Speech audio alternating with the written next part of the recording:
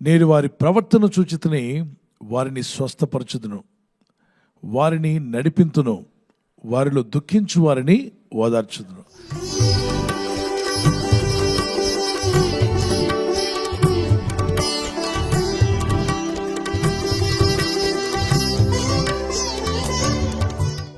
I have seen his ways, the suffering, ఆ బాధలు ఇబ్బందులు నేను చూశాను కాబట్టి నేను అతను ఊరుకోను, నేను అతను బాగు చేస్తాను, నేను అతను స్వస్థపరుస్తాను. అతను నడిచి వచ్చిన మార్గం ముళ్ళబాట, రాళ్లబాట, ఇబ్బందులు పాలయ్యాడు, కష్టాలు పాలయ్యాడు. అలాగే ఉంచదు అతన్ని, అతని జీవితాన్ని నేను బాగు చేస్తాను. ఎవరతను? ఈరోజు ఆ వాగ్దానం తీసుకుంటే నీవే అవుతావు. నిన్ను కూడా దేవుడు బాగు చేయగలడు. బాగుపడాలి, మనం స్వస్థపడాలంటే దేవుడు మనల్ని ఏం చూస్తున్నాడు? మన ప్రవర్తన కూడా చూస్తున్నాడు. ఏంటి ప్రవర్తన అంటే? నీ మాట తీరు, నీ వినే వినికిడి, నీ ఆలోచన విధానం, నీ తలంపులు, నీ స్పర్శ, ఇవన్నీ కూడా మన ప్రవర్తనలో భాగాలే. ఏం వింటున్నావో జాగ్రత్త, నువ్వు ఏం చూస్తున్నావో జాగ్రత్త అని చెప్పాడు ప్రభు. చూస్తున్నవన్నీ కూడా మనకు సంబంధించినవి కావు, కొన్ని అనవసరమైనవి ఉంటాయి. వ్యర్థమైన వాటిని మనం వదిలేసుకోవాలి. 119 కీర్తన 37 వచనం, Psalms 119:37, వ్యర్థమైన వాటిని చూడకుండా నా కన్నులను త్రిప్పివేయము దేవా. వ్యర్థమైన వాటిని చూడకుండా సోషల్ మీడియాలో కావచ్చు, అనుదిన దైనందిన జీవితంలో కావచ్చు, మీ ఉద్యోగ స్థలంలో, వ్యాపార స్థలంలో, ఈ లోకంలో జీవిస్తున్నప్పుడు, ప్రయాణాలు చేస్తున్నప్పుడు వ్యర్థమైనవి చాలా ఉంటాయి. వాటి మీదకి మన దృష్టి వెళ్లకుండా తప్పించమని ప్రార్థించాలి. ఉదయకాలం ఎంత మంచి ప్రార్థన చేశాడు భక్తుడు. Simple but there is a meaningful. ఇక్కడ తిప్పలు పడ్డాడు, వ్యర్థమైన వాటిని చూసి చిక్కుల్లో పడ్డాడు, ఇల్లు అవమానం పాలైంది, పిల్లలు అల్లరి చిల్లరగా మారిపోయారు, జీవితంలో ఎంతో దుఃఖాన్ని ఎదుర్కొన్నాడు.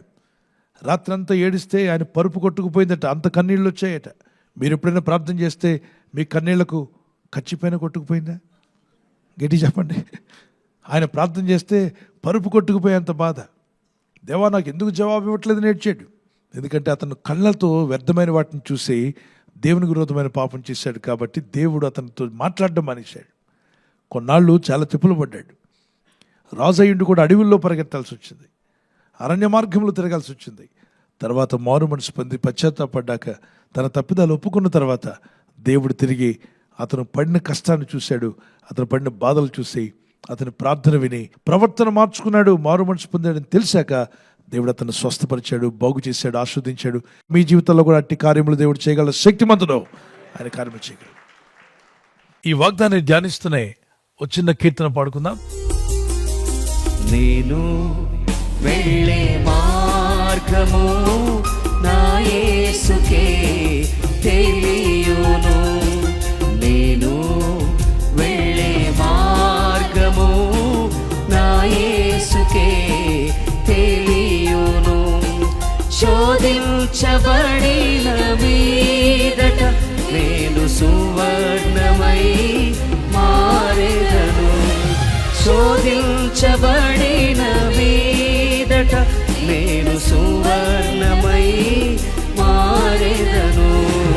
నేను వెళ్ళే మార్గము నా యేసుకే తెలియును, నేను వెళ్ళే మార్గము నా యేసుకే తెలియును.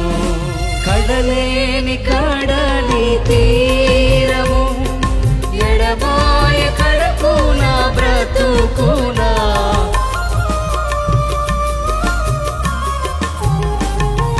కడలేని కడలి తీరము, ఎడమాయ కడకు నా బ్రతుకునా, గురిలేని తరుణాన వేరువగా నాగరినే నిలిచేవా నా ప్రభు, గురిలేని తరుణాన వేరువగా నాగరినే నిలిచేవా నా ప్రభు.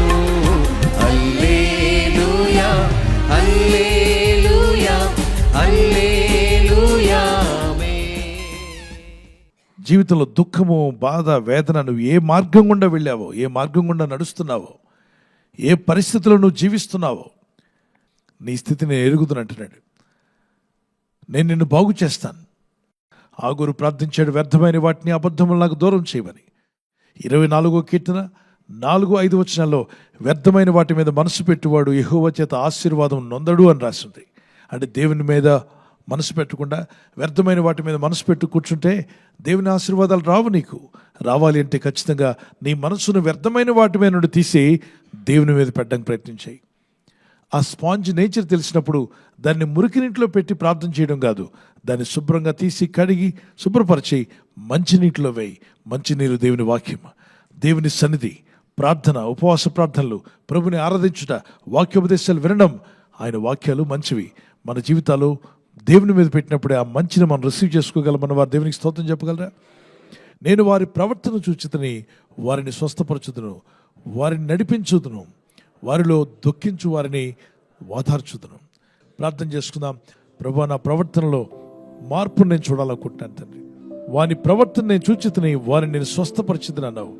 Let me not see the things which are vain in through my eyes, Lord. ప్రభువా, వ్యర్థమైన వాటిని నా కన్నులు చూడకుండా నేను మార్చుకుంటాను. Take away vain things from my life, Lord. My God. వ్యర్థమైన వాటిని నా జీవితంలో నుంచి తొలగించండి నాయనా. Let me not keep my mind on things which are vain. వ్యర్థమైన వాటి మీద నా మనసు నిలపకుండా సహాయం చేయండి. Lord, you said that you will bless those who turn to you, Master. ప్రభువా, నీ వైపు తిరిగిన వారిని దీవిస్తానని మీరు చెప్పారు.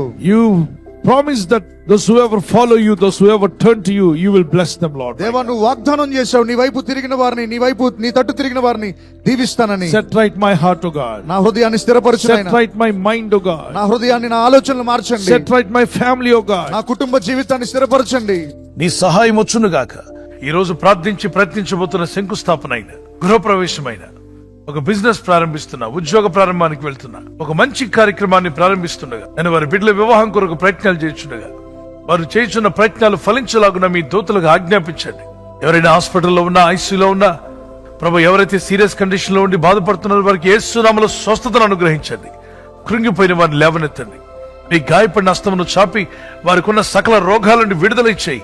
వారిని లేపి నడిపించడాన్ని సాక్షులుగా నిలబెట్టుకోండి. ఈ ఉదయకాలం ప్రతి రోగి యేసు నామములో స్వస్థత నొందునుగాక. తండ్రి, ఈ దినం ఎవరైతే ప్రయాణమై వెళ్ళబోతున్నారో, అది రైలు మార్గమైనా, ఆకాశ మార్గమైనా, బస్సుల్లో, వాహనాల్లో ఎక్కడ ప్రయాణం చేస్తున్నా, రోడ్డు మార్గంలో ఏ వాహనంలో వారు ప్రయాణం చేస్తున్నా, నీ ప్రజలకు కాపాడే దూతలను పంపండి. ఉదయం బయలుదేరి సాయంకాలం ఇంటికి వచ్చేంత వరకు నీ కాపుదల, కాపాడే దూతల యొక్క సహాయము నీ ప్రజలకు దయచేయమని అడుగుతున్నాను. నీ దయ, నీ ప్రేమలు వీరిని వర్ధిల్ల చేయమని, ఇదిగో వీరందరినీ చేతికి అప్పగించుకుంటూ ఈ కృపావర్తను బట్టి దినమెల్లా నీలో ఆనందించి సంతోషిస్తూ ఎదురయ్యే ప్రతి సవాలు జయించే కృపనిమ్మని క్రీస్తు యేసు నామములో అడిగి వేడుకుంటున్నాను నా పరలోకపు తండ్రి. ఆమేన్, ఆమేన్.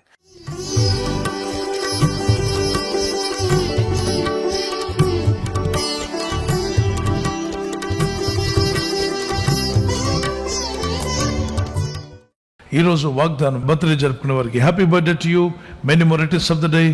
ప్రభు కృప మీకు తోడే ఉండుగాక, మంచి ఆయుర ఆరోగ్యములు ప్రభు మీకు దయచేయునుగాక. మీకు వాగ్దానము ఐజియా చాప్టర్ 60:2, యెషయా గ్రంథము 62. యెహోవా నీ మీద ఉదయించున్నాడు, ఆయన మహిమ నీ మీద కనబడుచున్నది. దేవుని మహిమ మీ మీద కనబడాలి, ఆయన సన్నిధి, ఆయన వెలుగు మీ మీద ప్రకాశించాలి. అది మా ప్రార్థన. ఈ వాగ్దానం పట్టుకొని ప్రేయర్లో ఉండండి. Lord rises upon you and his glory appears over you. May God bless you with this promise as you enter into new year. May God's presence be with you. God bless you and keep you. Amen. అలాగే wedding anniversary జరుపుకున్న వారికి many more returns of the day. ప్రభు మిమ్మల్ని దీవించును గాక. భార్య భర్తల మధ్యలో ఐక్యత, ఏక మనసు, ప్రేమానురాగాలు ప్రభు దయచేయాలి మా ప్రార్థన.